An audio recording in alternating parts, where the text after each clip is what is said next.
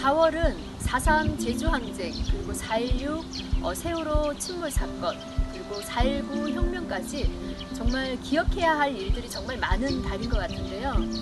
울산에 4.19 혁명 열사가 계셨다는 거 알고 계십니까? 오늘은 저와 함께 그분을 만나보도록 하겠습니다.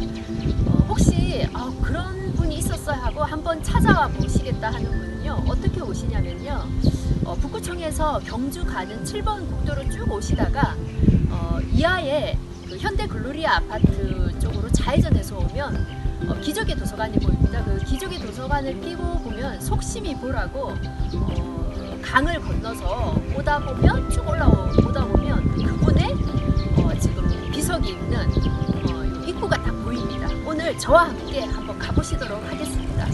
울산의 유일한 4.19 혁명 열사에 대해서 얘기하실 분은 조금 이따가 제가 만나보도록 하겠는데요. 그분은 울산 북구의 역사 동아리 발자국의 회장님이신 우리 강현주 회장님 지금 만나보도록 하겠습니다. 네, 안녕하세요. 저는 북구 역사 동아리 발자국의 팀장을 맡고 있는 강현주라고 합니다.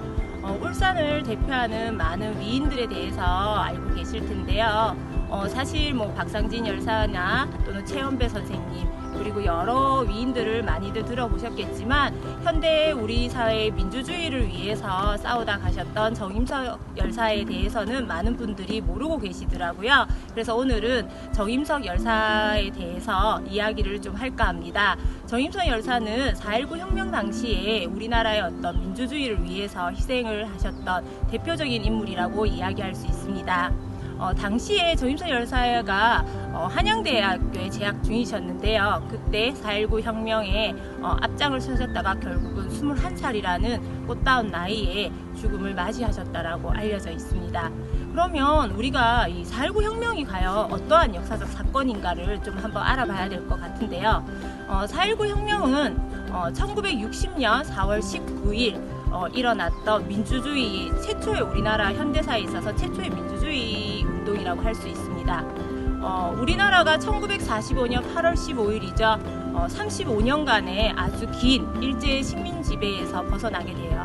그런데 너무나 안타깝게도 우리는 꿈에 그리던 하나된 제대로 된 어떤 정부를 구성하지 못합니다.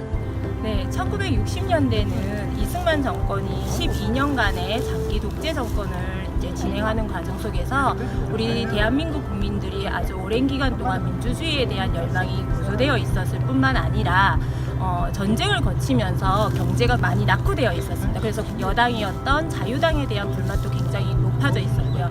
자유당과 당시 이승만 대통령은 제대로 된 어떤 선거를 통해서는 정권을 더 이상은 유지할 수 없겠다라는 판단을 하게 되고요. 특히나 당시 대통령이었던 이승만 대통령 같은 경우는 이미 80세가 훨씬 넘은 고령의 나이였기 때문에 당시 부통령이 당선이 유력했던 장면이란 인물이 아무래도 유력하다 보니까 부통령으로 장면이 되고 대통령이 이승만이 되게 되다 보면 어떻게 되겠다. 이승만 대통령이 혹시나 노안으로 조금 일찍 생을 마감하게 되면 민주당으로 정권이 넘어가겠다라는 이런 염려가 들었던 겁니다. 그러다 보니까 어떻게든 이 부통령 자리에 이기붕이라는 인물을 좀 앉혀야겠다는 판단을 하게 되고요.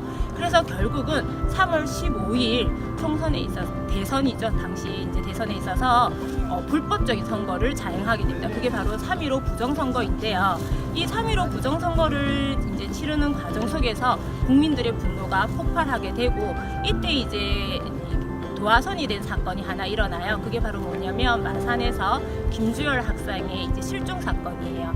당시 마산에서 이 시위에 참여했던 김주열 학생이 이제 실종이 되게 되는데 4월 11일 날 바다에서 이렇게 시신이 떠오르는데 눈에 이렇게 체류탄이 박혀서 이제 시신이 떠오른 겁니다. 그러다 보니까 이제 이것이 경찰이 이제 시위를 막는 과정 속에서 이 학생의 시신을 은폐했다라 이런 분노가 끓게 되고요. 결국 이것은 당시에 여당이었던 자유당 이런 불법 선거를 진행했던 정권에 대한 어떤 분노로서 이제 국민들의 여론이 터져버리게 되죠. 그러면서 이런 어떤 분노들이 당시 이승만 대통령과 자유당의 어떤 퇴진을 요구하는 분노로까지 이어지게 되고, 결국 이런 분노는 학생들을 중심으로 전국적으로 퍼지게 됩니다. 전국으로 퍼지고, 그런 어떤 요구들이 결국 4월 25일 대학 교수들이 참여를 하게 되고, 이런 대학 교수들이 시국 선언을 선언하면서 결국 이승만 대통령이 4월 26일에 하야를 선언하고 결국 대통령직에서 물러나게 되는데요. 그러면서 이제 어찌 보면 우리나라에서 최초로 어떤 국민들의 힘으로 잘못된 권력을 밀어내는 이러한 어떤 역사적인 순간을 맞이하게 된 겁니다. 사실 그러면 이런 과정 속에서 우리 울산은 어땠느냐라는 걸 좀 살펴보면요. 사실 울산은 이런 4.19 어떤 혁명 과정에서 조금 잠잠한 편이었어요. 전체적인 어떤 시대 흐름에서. 그도 그럴 것이 울산은 과거 이제 총선이 진행되는 이런 역사적 과정에서 워낙에 어떤 정치적 탄압들을 많이 받는 과정이 있었다 보니까 사실은 이런 4.19 혁명의 어떤 진행 과정에서 조금은 좀 숨죽여 있는 분위기들이 많았었어요. 많은 과정 속에서 4월 26일이죠. 이승만 대통령이 하야하기 2시간 전에 4월 26일 8시에 이제 농림고등학교, 바로 이 정임성 열사님이 나오셨다고 알려져 있는 오늘날의 울산 공업고등학교에 이제 고등학생들이 중심이 되어서 시위를 일으키게 됩니다. 이것이 이제 도화선이 되어서 이제 언양에서 공무원들이 중심이 돼서 이제 4.19 이 3.15 부정선거를 규탄하고, 그것이 이제 울산 전역으로 퍼지게 되고, 4월 28일 날 이 정임성 열사의 시신이 울산으로 오면서 이런 4.19 혁명의 어떤 분위기가 무르익어서 5월 3일까지 이제 울산 전역에서도 이제 4.19의 어떤 움직임, 목소리들이 퍼져 나갔다라고 이렇게 이야기가 되고 있습니다. 네, 4.19 혁명은 이후 진행되었던 군사 독재에 의해서 미완의 혁명이었다라는 평가를 받고 있지만, 당시 국민들에 의해서 이루어내었던 최초의 민주주의 혁명이었다는 점에서는 굉장히 뜻깊은 사건이 아닐 수 없는데요. 안타까운 점은 그런 어떤 국민적인 열망이 우리 울산에서는 다소 늦게, 그죠? 4월 26일에서야 일어났다는 점이 안타깝지 않을 수 없습니다.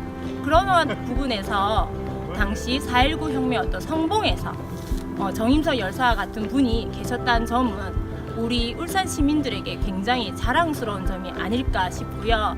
때문에 이 정임성 열사와 같은 분이 계셨다는 것을 우리 울산 시민들이 꼭 기억하고 마음속에 되새겨 주셨으면 좋겠습니다. 그래서 가족들이랑 함께 가족 나들이 나오실 때 산에 이렇게 올라가시지만 마시고 열사님 묘에 오셔서 한 번씩 추모도 드리시고, 얘들아 이런 분이 울산에도 계셨대 라고 가족들 또는 우리 아이들 주변에 있는 지인들과 한번 이야기를 나눠보시는 시간을 가지셨으면 좋겠습니다.